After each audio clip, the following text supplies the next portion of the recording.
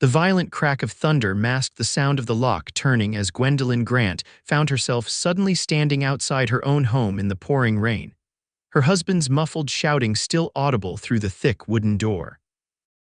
The year was 1873, and the small town of Silver Creek, Colorado, was being ravaged by one of the worst spring storms anyone could remember. "Elijah, please," she cried, pounding on the door with both fists, her cotton dress already soaked through. "You cannot leave me out here." Lightning illuminated the darkening sky, revealing the fury of the storm around her. The wind whipped her golden hair across her face as rain pelted down mercilessly. At 22, Gwendolyn had endured 3 years of Elijah Grant's increasing cruelty, but never had he gone this far. "You worthless woman," came his slurred voice from inside. "Maybe a night in the storm will teach you to hold your tongue." Gwendolyn backed away from the door, her eyes wide with disbelief. The rain was coming down in sheets now, and the temperature was dropping rapidly. She hugged herself, shivering as she contemplated her options. Their nearest neighbor was over a mile away, and in this weather, she wasn't sure she'd make it. Half a mile outside of town, Nathan Drake urged his exhausted horse through the downpour.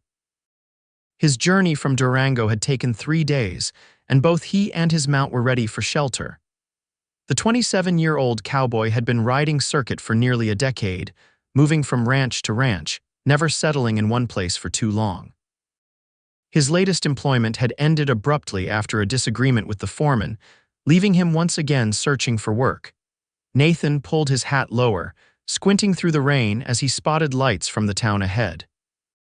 Silver Creek wasn't much a handful of buildings along a muddy main street, but right now it looked like paradise compared to the open trail.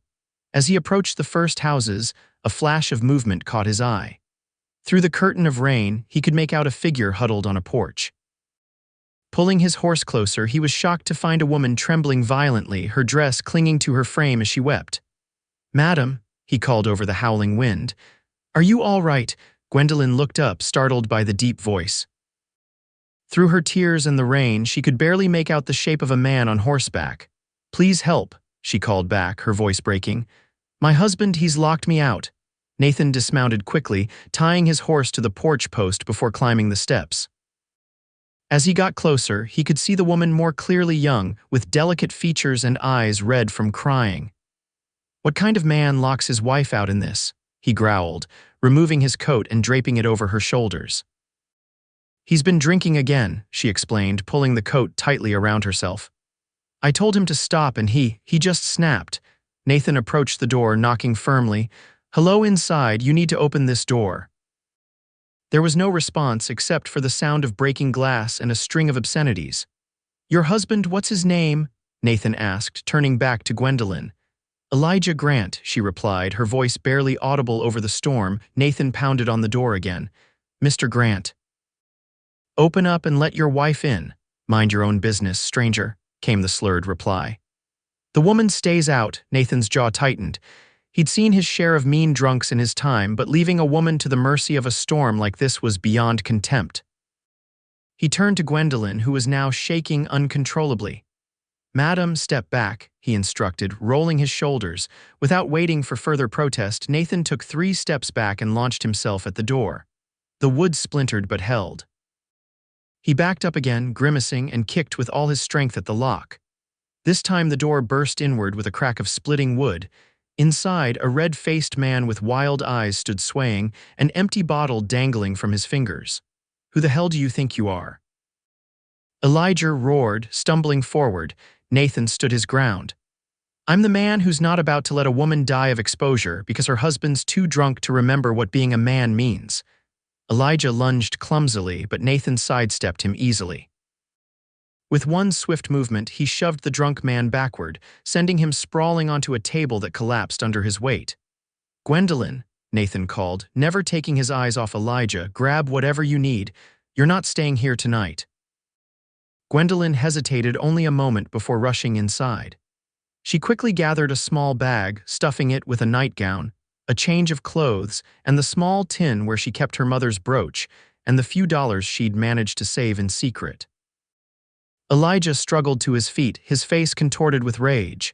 "She's my wife. You can't take her anywhere. Watch me." Nathan replied coldly. If you were half the man you should be, you'd be ashamed right now.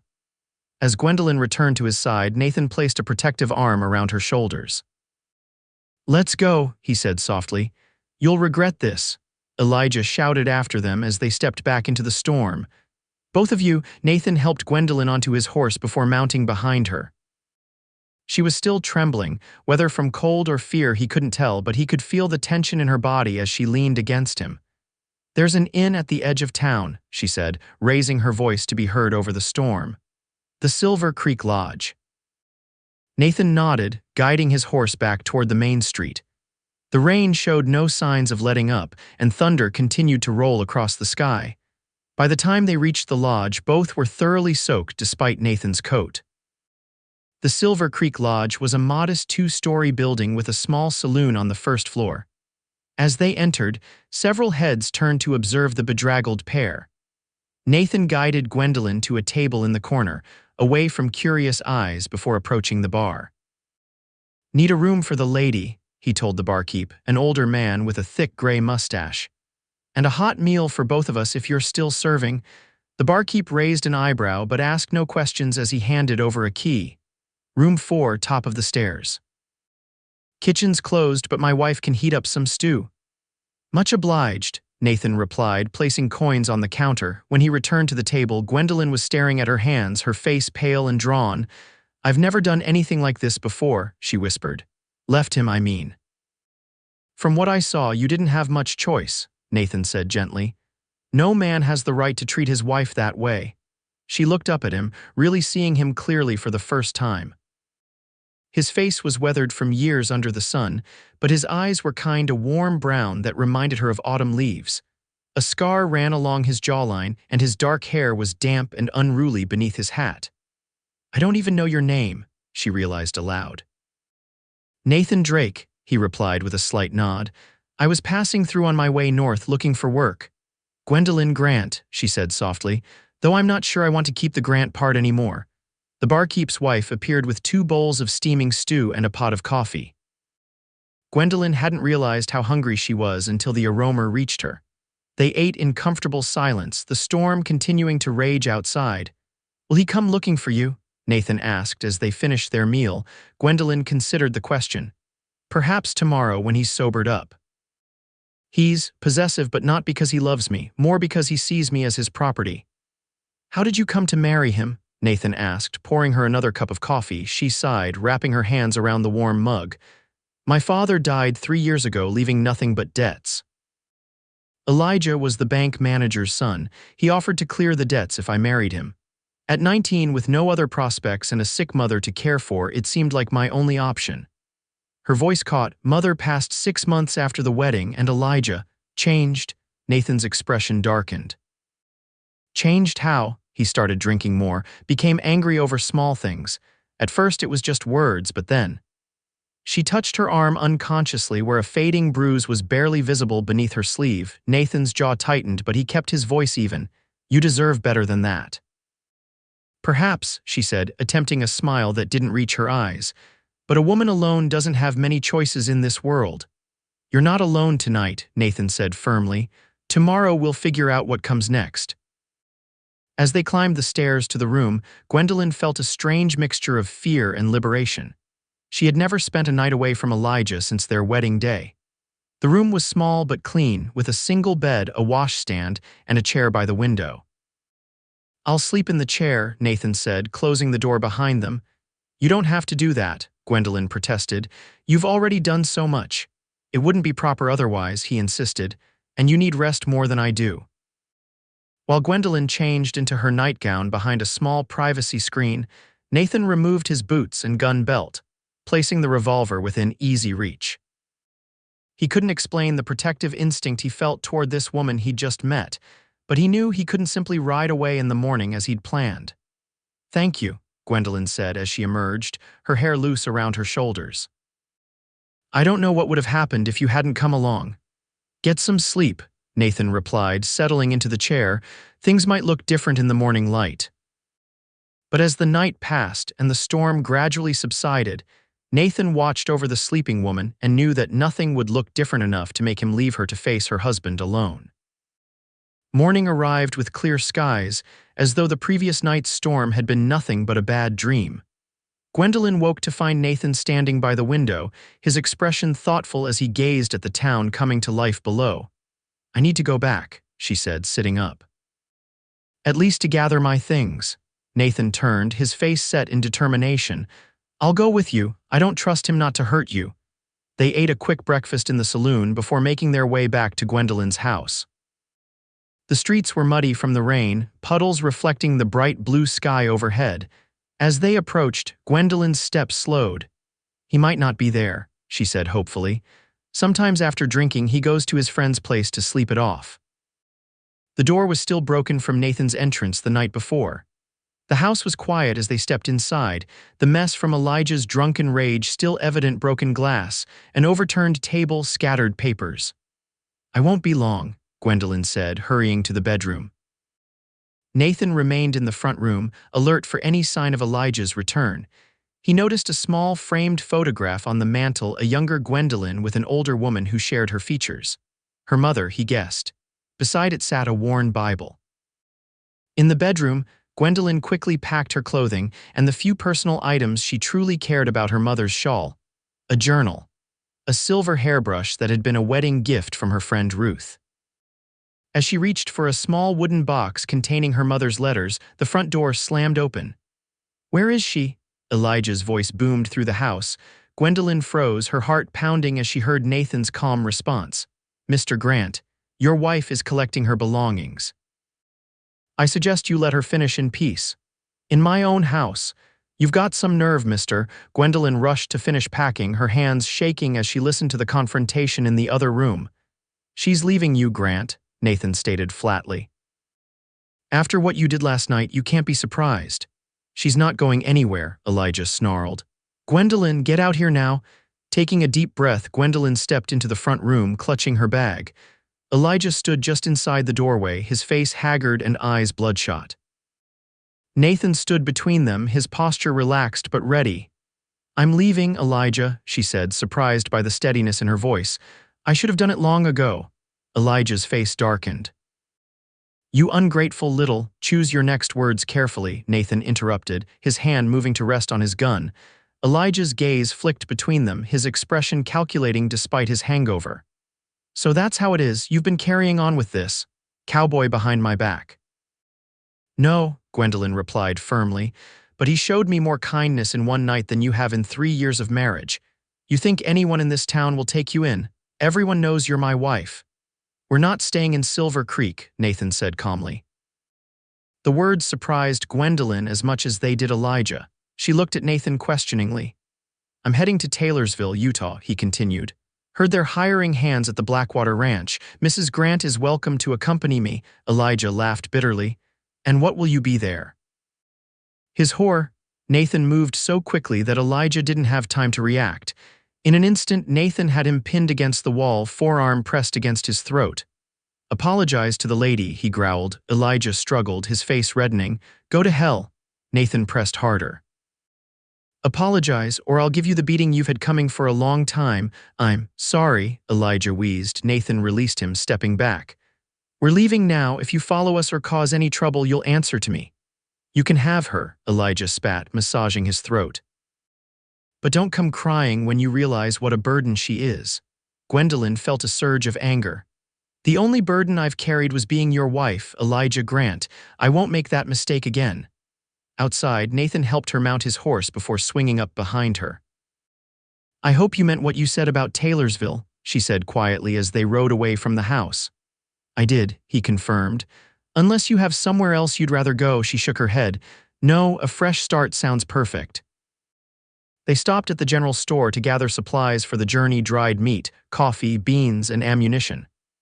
The shopkeeper's wife, Mrs. Peterson, looked at Gwendolyn with concern when she noticed her traveling bag. "Are you leaving us, Mrs. Grant?" she asked, glancing curiously at Nathan.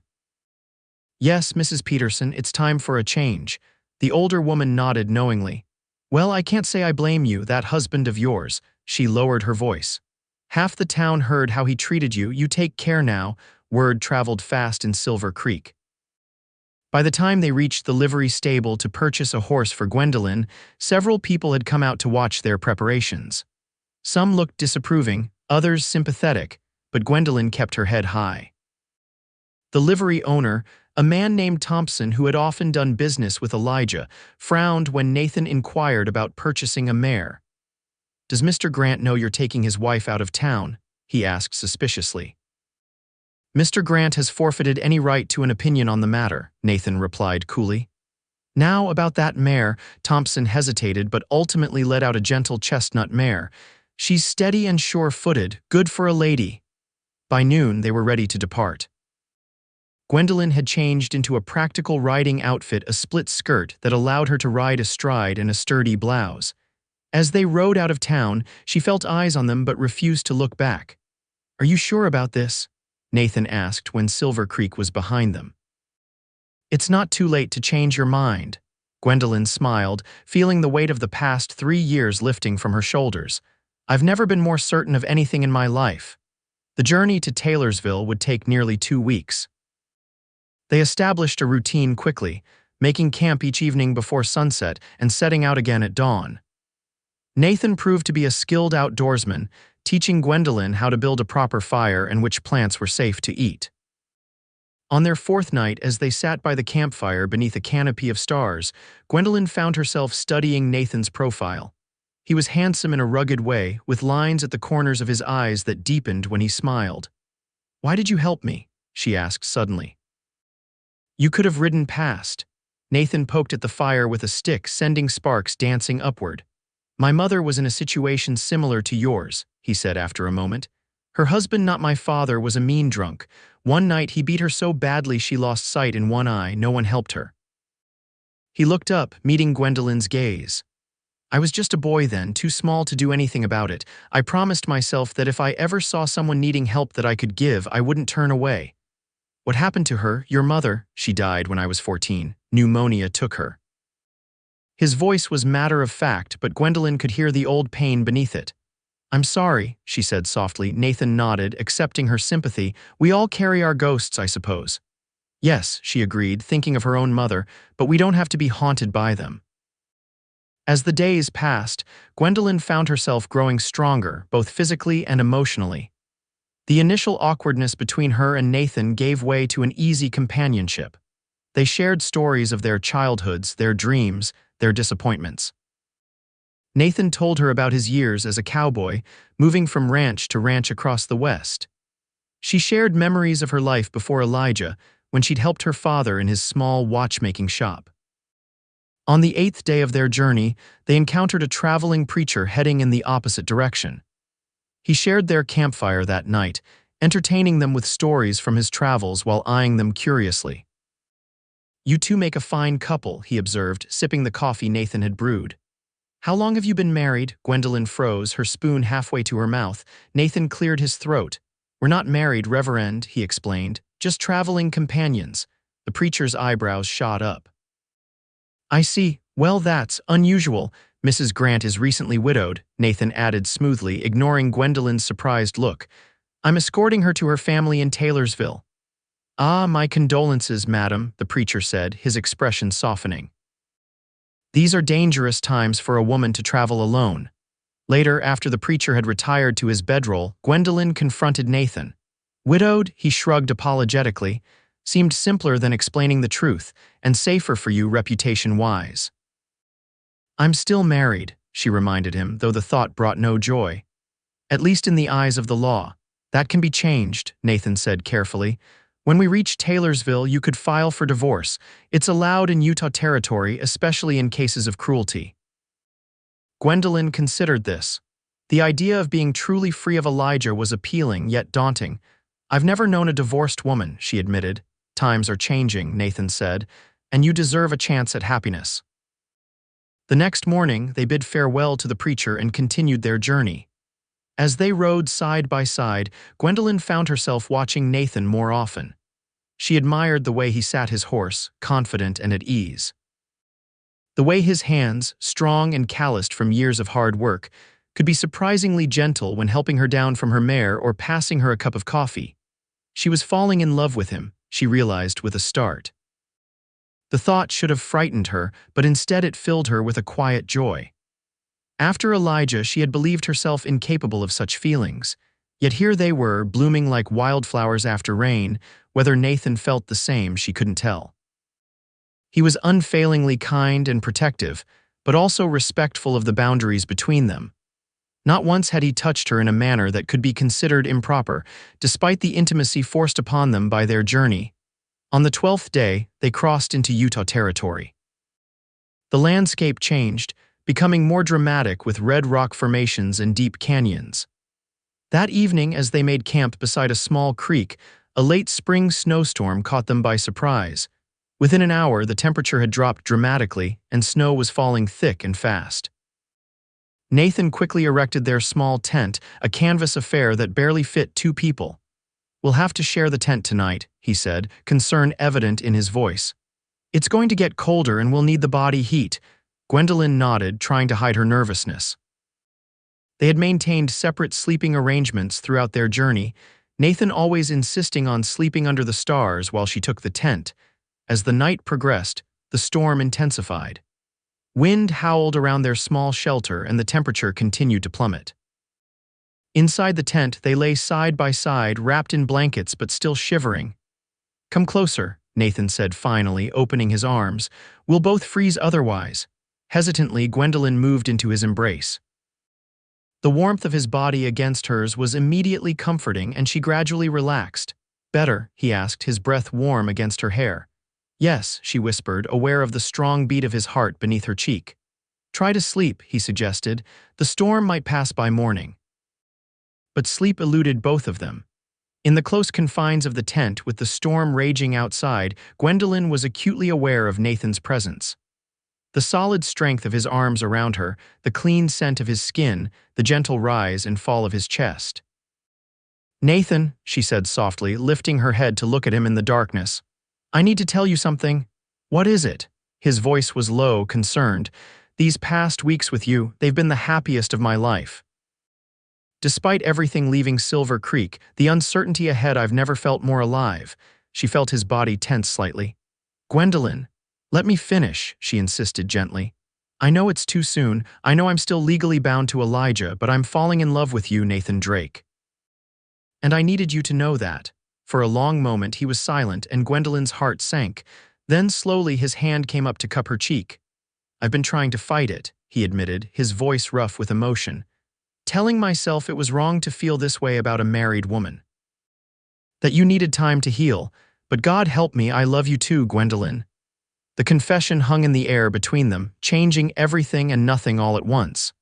Nathan's thumb traced the curve of her cheek, a touch so tender it brought tears to her eyes. "When we reach Taylorsville," he said, "we'll find a lawyer, get you free of Elijah legally, and then if you still feel the same way." "I will," she assured him, her heart full. He smiled, visible even in the dim light. "Then we'll start a new life together." The storm raged on outside, but within the tent, a different kind of storm had passed, leaving in its wake a sense of peace and possibility. 2 days later, they crested a hill and saw Taylorsville spread out in the valley below. It was larger than Silver Creek, with several streets lined with buildings and homes nestled against the backdrop of mountains. "We made it," Gwendolyn said, a smile spreading across her face. Nathan reached across the space between their horses to take her hand. Together. Their first stop was the office of Harold Mason, the only lawyer in Taylorsville. He listened to Gwendolyn's story with a sympathetic ear, taking notes as she detailed Elijah's cruelty and the events that had led to her fleeing with Nathan. "Utah Territory is more progressive than most when it comes to divorce law, Mrs. Grant," Mason explained when she had finished. "Cruelty is absolutely grounds for dissolution. It will take time, perhaps 2 to 3 months, but I believe we can secure your freedom." Relief washed over her. "Thank you, Mr. Mason." Their next task was finding employment and lodging. The Blackwater ranch that Nathan had mentioned was indeed hiring, and the foreman was impressed by Nathan's experience. He offered him a job on the spot, along with use of a small cabin on the property. "It ain't much," the foreman, a gruff man named Jenkins, told them, "but it's clean and sound, meant for a married hand, but—" He eyed Gwendolyn questioningly. "My fiancé," Nathan explained, using the story they had agreed upon, We're waiting on her divorce to be finalized. Jenkins nodded, accepting the explanation without further comment. Ranch's cook left last month. We've been making do, but if the lady can cook, we could use the help. And so they settled into life in Taylorsville.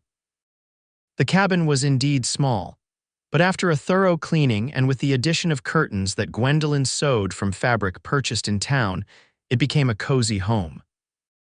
Nathan took the small bedroom, insisting that Gwendolyn use the larger one, maintaining the propriety they had established during their journey. Gwendolyn's cooking quickly earned her the appreciation of the ranch hands, and she found unexpected joy in the work. For the first time in years, she was valued for her contributions, not criticized for her shortcomings. As spring gave way to summer, Gwendolyn and Nathan fell into a comfortable rhythm. Their days were filled with work, their evenings with conversation and increasingly tender moments. A touch of hands while washing dishes, a lingering look across the dinner table, a brief embrace before retiring to their separate rooms. Word came from Silver Creek that Elijah had been served with divorce papers and had initially threatened to contest them. However, after a visit from the town sheriff, who had apparently been waiting for an opportunity to confront Elijah about his treatment of Gwendolyn, he had reluctantly agreed to the divorce. "He's spreading stories about us," Gwendolyn told Nathan after receiving a letter from Mrs. Peterson. "Saying I ran off with you while still his wife." Nathan took her hands in his. "Let him talk, we know the truth, and soon you'll be free of him completely." In late August, a telegram arrived from Mr. Mason. The divorce had been granted. Gwendolyn was legally free. That evening, as the sun set over the mountains, painting the sky in shades of gold and crimson, Nathan asked Gwendolyn to walk with him to the small stream that ran near their cabin. "I've been waiting for this day," he said as they stood by the water's edge, "waiting to ask you properly." He dropped to one knee before her, taking her hand in his. "Gwendolyn, these past months have been the happiest of my life. I never thought I'd find someone who would make me want to stop wandering, but you've given me a home in your heart." He reached into his pocket and pulled out a simple gold band. "Will you marry me?" Tears of joy filled Gwendolyn's eyes. "Yes," she whispered. 1,000 times yes. They were married 2 weeks later in Taylorsville's small church, with the ranch hands and a few friends from town as witnesses. Gwendolyn wore a new dress of pale blue with wildflowers in her hair. Nathan, cleaned up and nervous in a new suit, couldn't take his eyes off her. "You are the most beautiful thing I've ever seen," he told her as they danced at their small reception. "And you, Mr. Drake, are the answer to a prayer I was afraid to make," she replied, her heart full to bursting with love for this man who had broken down more than just a door on that stormy night. As night fell, they returned to their cabin, their home now truly theirs to share. Standing in the doorway, Nathan swept Gwendolyn into his arms. "Welcome home, Mrs. Drake," he said, carrying her across the threshold. "Home," she repeated, smiling up at him. At last. 1 year later, Gwendolyn gave birth to their first child, a son they named William after Nathan's father. As she watched her husband cradle their newborn, his face filled with wonder and love, Gwendolyn thought back to that stormy night that had changed the course of her life. "What are you thinking about?" Nathan asked, noticing her thoughtful expression. "About how sometimes the worst storms bring the greatest blessings," she replied, reaching out to touch his face. "And how thankful I am that you rode into mine." Nathan leaned down to kiss her, their son nestled between them. "I'll always be your shelter, Gwendolyn, no matter what storms may come." And in the years that followed, as their family grew with the addition of twin daughters 3 years later, they weathered life's storms together: drought, harsh winters, financial hardships. But through it all, they remained each other's strength, each other's sanctuary. Nathan eventually became foreman of the Blackwater Ranch, and later, with savings and a small loan, purchased a modest spread of his own. Gwendolyn opened a small bakery in town that quickly became known for having the best pies in the territory. Their home was filled with laughter, love, and the kind of happiness that comes from finding your true partner in life. And on stormy nights, when thunder rolled across the sky and rain lashed at the windows, they would hold each other close, remembering that fateful night when a locked door had led to an open heart.